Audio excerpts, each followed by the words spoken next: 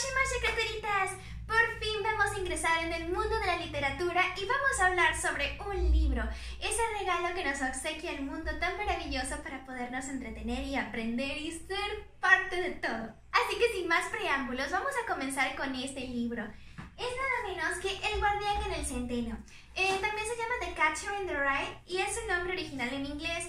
Este fue escrito por Sally Hare y publicado en 1951. Lo leí hace bastante tiempo, cuando estaba iniciando mi adolescencia. Y les voy a decir que hay mucho que leer y poco que entender. Esta historia gira en torno a Holden Caulfield y todas sus angustias existenciales por una ansiedad adolescente que le hace sentir que aún no quiere ser adulto. En un resumen absoluto, trata de un joven que está pasando de la niñez a la madurez. Simplemente que entre ese tránsito, él decide ser un guardián en el centeno, el cual va a evitar que aquellos que tienen el sueño de convertirse en adultos no entren en razón. Suena como el típico adolescente, y la verdad es que eso es lo que es. No importa cómo sea la trama, Caulfield es simplemente un adolescente que no quiere enfrentarse al tener que entrar a la madurez. Observé que muchas personas llamaban a este libro una novela de culto y realmente no lo considero así. Respeto las opiniones, pero creo que hay ciertas categorías y ciertas cualidades que se deben considerar para entrar en la clasificación de novela de culto.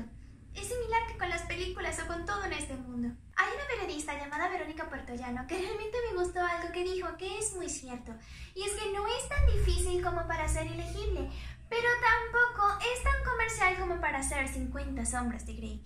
¿Y esto qué quiere decir? Que el libro en realidad no es muy profundo, no tiene mucha ciencia y la escritura es bastante vulgar, si me permiten decirlo, aún para su época, lo cual hace que a muchos adolescentes les sea fácil leerlo. Es algo que tienes que leer cuando estás dentro de esa edad, dentro de ese periodo existencial. Pero luego no te vas a sentir muy vinculada al respecto y te vas a sentir, de hecho, valga la redundancia, un poco trulo de estar leyendo esa clase de contenido. Aún así, tal ha sido su magnitud que ha vendido más de 60 millones de copias y por lo tanto la mayoría de las personas lo leen como para decir que son cultos.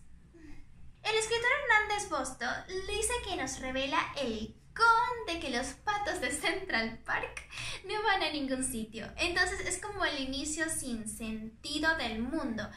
Y la verdad es que sí, eso es el libro. La mayoría de las personas que le hicieron críticas te comentan que lo leyeron cuando eran adolescentes, pero es algo que no podrías estar leyendo nuevamente a tus 30 y tantos. Y la verdad aún no llego a estas edades y creo que sí es algo que puedes leer si estás sentado en un bus, en un metro o cuando no tienes nada más. Pero realmente si no es así, hay otros libros que son un poco más profundos y que son más interesantes. Igualmente no es como que vayas a tardar mucho leyendo El guardián en el centeno.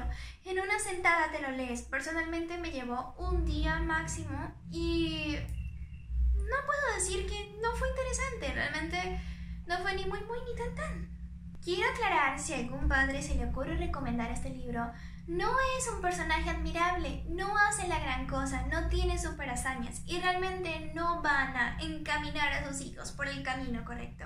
Este libro no tiene muchas enseñanzas positivas, a no ser que entiendas el mensaje en el trasfondo de que igual vas a crecer y no vas a tener síndrome de Peter Pan por toda la vida. Eso es todo, así que, proyecte, ya saben, este libro no tengo nada que decir.